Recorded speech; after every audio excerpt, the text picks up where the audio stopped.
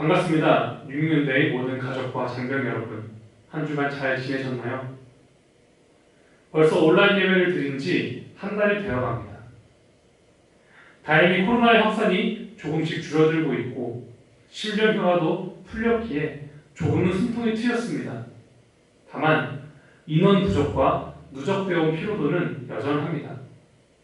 저도 현재의 상황을 엄중하게 바라보고 있고 모두가 힘들지만 특히 격오제 용사들에게 조금이나마 위로가 될 수 있도록 노력하겠습니다. 온라인 예배가 전환된 이후에 실천적인 설교를 계속 나누었습니다. 시국이 시국인지라 그리스도인들의 삶을 돌아보고자 했습니다. 청중들이 듣기에는 실천적인 설교가 더 좋습니다. 교훈과 해야 할 일이 명확하기 때문이죠.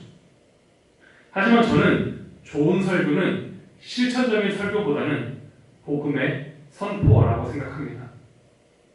제가 어떻게 살아야 한다고 말하기보다는 그리스도교가 원래 가지고 있는 진리와 사랑, 복음을 선포하는 일이 설교라고 생각합니다.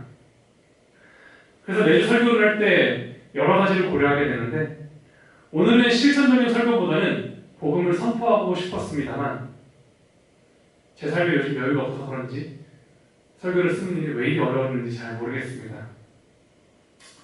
오늘 말씀은 나라의 멸망을 바라본 예레미야 선지자의 이야기입니다. 예레미야는 모두가 아니라고 할 때 이스라엘은 멸망할 것이고 바벨론 포로 70년을 겪어야 한다고 선포합니다. 당연히 이스라엘 사람들에게 미움을 받았습니다. 예레미야가 바벨론의 앞잡이는 아닙니다. 바벨론에 부수던 사람들이 예레미야와 친하게 지내려고 하니까 예레미야가 이야기합니다. 웃기지 말아라. 결국 너희도 하나님께서 치실 거다. 결국 예레미야는 이쪽도 저쪽에서도 모두 미움을 받고 살았습니다. 예레미야는 이스라엘의 고난을 선포한 사람입니다. 고난이 없다는 사람들, 고난이 짧을 것이라는 사람들이 있었지만 예레미야는 70년의 고난을 선포합니다. 예레미야가 왜 고난을 선포했을까요? 단순히 하나님의 뜻이어서? 우리는 오늘 말씀을 통해 고난에 관한 두 가지 하나님의 뜻에 대해서 알아보고자 합니다. 우리 삶에 고난이 찾아올 때 우리는 하나님의 선하심을 의심합니다. 하나님이 선하시다면 나한테 어떻게 이럴 수 있나 하는 생각들을 합니다. 고난은 분명 쉽지 않은 장애물입니다. 고난은 한 사람의 인생을 힘들게 하기도 하고 우리의 신앙을 뒤흔들기도 합니다. 그런데 왜 예레미야 선지자는 고난을 선포하고 있을까요? 왜 고난을 회피하지 말고 마주하라고 이야기할까요? 고난이 그 자체로 끝은 아니기 때문입니다. 고난 그 자체가 하나님의 궁극적인 뜻이 아니기 때문입니다. 고난은 한 가지로 답을 내리기가 어렵습니다. 고난이 때로는 도구가 되기도 하고 회개하게 하기도 하고 성장하게 만들기도 합니다. 반대로 우리를 좌절하게 하기도 하고 신앙을 잃어버리기도 합니다. 하지만 그 모든 논의를 뛰어넘어 고난 그 자체가 끝은 아닙니다. 고난 그 자체가 하나님의 뜻은 아닙니다. 하나님은 선하신 분이기 때문에 우리의 고통을 즐기시는 분이 아닙니다. 고난 이후의 미래에 대해서 명확히 말하기는 어렵지만 고난 그 자체가 하나님의 뜻은 아니라는 사실은 분명합니다. 그렇기에 우리는 고난을 회피하거나 부정하지 않고 두려운 마음으로 마주할 수 있습니다. 여러분들의 삶에는 감히 제가 상상할 수 없는 큰 아픔들이 있을 수 있기에 고난을 마주하라는 말이 잔인하게 들릴지 모르겠습니다. 저는 비교적 큰 어려움 없이 성장했습니다. 그래서 고난을 설교하는 일이 언제나 두렵고 조심스럽습니다. 또한 비교적 편하게 살아온 삶에 대한 죄책감과 책임감도 있습니다. 그리고 목사로서 성도의 고난과 아픔을 함께 져야 한다고 생각하고 제가 고난을 함께 질 수 있는 사람들만큼만 제가 맡아야 한다고 생각합니다. 어쨌든 결코 고난을 쉽게 말하지는 않습니다. 다만 우리는 고난을 무언가 잘못된 상황으로만 인식합니다. 한마디로 정상에서 벗어난 상태로만 이해합니다. 그렇기에 고난의 상황에서 우리의 시야가 좁아지고 하나님의 선하심을 의심하기 시작합니다. 하지만 조금 더 천천히 멀리 바라볼 수 있다면 눈 앞에 보여지는 고난이 전부도 끝도 아님을 알 수 있습니다. 여러분들 삶 가운데 고난이 있다면 꼭 기억하십시오. 진실로 고난이 끝은 아닙니다. 무조건 해결해 주신다 라고 말하진 않겠지만 하나님은 선하시기에 고난 그 자체가 하나님의 뜻은 아닙니다. 오늘 말씀 21절과 22절을 읽겠습니다. 이것을 내가 내 마음에 담아두었더니 그것이 오히려 나의 소망이 되었사오는 여호와의 인자와 긍휼이 무궁하심으로 우리가 진멸되지 아니함이니이다. 이렇게 고난이 끝이 아니라는 사실, 고난이 하나님의 뜻이 아니라는 사실을 알게 된 사람은 한 단계 더 나아갈 수 있습니다. 바로 고난 가운데 함께 하시는 하나님을 바라보게 됩니다. 우리는 하나님께서 나의 문제를 해결해 주실 때, 나의 고난을 해결해 주실 때 비로소 하나님의 선함을 고백합니다. 그런데 진정한 선함은 고난을 해결해 주는 것이 아닙니다. 진정으로 선하신 분은 고난 가운데 함께 하시는 분입니다. 하나님이 고난을 해결해 줄 수 있는 능력이 없다는 뜻이 아닙니다.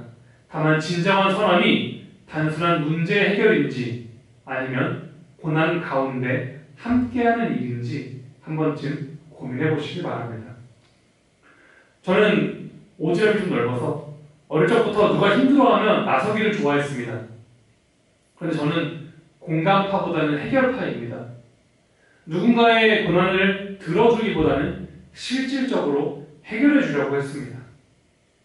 그런데 오랜 시간을 살다 보니까 한 가지 사실을 알게 됩니다. 사람은 아픔을 해결해 준 사람을 기억하기보다는 아픔 가운데 함께 해준 사람을 기억합니다. 만일 하나님이 도깨비 방망이처럼 단순히 우리의 고난을 해결해 주시는 분이었다면 하나님은 이미 잊혀졌을지도 모릅니다. 그러나 하나님께서는 인간의 고난에 함께 하시는 분이기 때문에 우리는 여전히 하나님을 기억하고 선하심을 고백합니다. 여러분이 바라는 그리고 여러분이 생각하는 선함과 인자하심이 무엇입니까? 우리의 기도 제목이 고난을 회피하고 문제를 해결하기 위한 기도인지 아니면 고난 가운데 하나님이 함께 하시기를 바라는 기도인지 한 번쯤 돌아보십시오. 예레미야 선지자는 무조건적인 회복만을 이야기하지 않습니다. 철저히 고난을 마주하도록 선포합니다. 다만 분명히 고난이 끝이 아니라는 사실, 고난 그 자체가 하나님의 궁극적인 뜻은 아니라는 사실, 하나님께서 고난 가운데 함께 하신다는 사실을 알았습니다. 그렇기에 반대로 고난을 마주하라고 선포할 수 있었습니다. 하나님은 여러분들이 기쁠 때만 함께 하시지 않습니다. 여러분들에게 얻어먹을 게 있을 때만 여러분과 함께 하시지 않습니다. 하나님은 여러분의 고난과 슬픔의 순간에도 언제나 함께 하십니다. 여러분의 고난만큼 하나님도 그 고난을 함께 감당하십니다. 과학은 인간의 고난의 원인을 밝혀주지만 우리의 고난에 함께하지는 않습니다. 과학의 시대에 우리가 여전히 하나님을 경험하는 이유, 우리가 여전히 하나님을 고백하는 이유는 하나님께서 우리의 아픔 가운데 함께 하시는 분이기 때문입니다. 바라기는 여러분의 아픔의 순간에도 하나님이 함께 하시길 바랍니다. 그리고 그런 하나님을 바라볼 수 있기를 소원합니다. 그렇다면 우리가 고백하는 선함과 인자하심의 의미가 조금은 달라지지 않을까 생각합니다. 하고 싶은 이야기가 많지만 오늘은 설교자가 주는 위로보다는 하나님이 주시는 위로를 전하고 싶습니다. 여러분의 삶 가운데 아픔과 고난이 있다면 한번 하나님을 믿어보십시오. 이상하게 들릴 수 있지만 어차피 다 알 수 없고 답이 없다면 하나님께 걸어보는 것도 나쁘지 않습니다. 그렇다면 분명 하나님께서 여러분들의 삶에 주시는 위로와 평안, 길과 답이 있음을 믿습니다. 기도하겠습니다. 주님 감사합니다. 삶을 살아가다 보면 고난을 마주할 때 우리는 주님의 선하심을 의심합니다. 누군가의 부족함이라기보다는 아픔은 언제나 우리의 삶을 뒤흔듭니다. 바라기는 고난이 끝이 아님을, 고난이 궁극적인 하나님의 뜻이 아님을 알게 하시고 그로 인해 고난을 마주하는 우리가 되게 하옵소서. 하나님은 고난 가운데 우리와 함께 하십니다.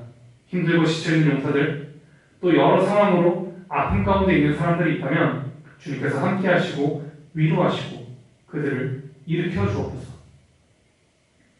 이제는 우리 주 예수 그리스도의 은혜와 하나님 아버지의 무한하신 사랑과 성령님이 인도하시고 동행하심이 어떠한 순간에도 당신께서 함께 하시고 위로하실 우리 6년대 위에 지금부터 영원토록 함께 하시기를 간절히 축원하옵나이다.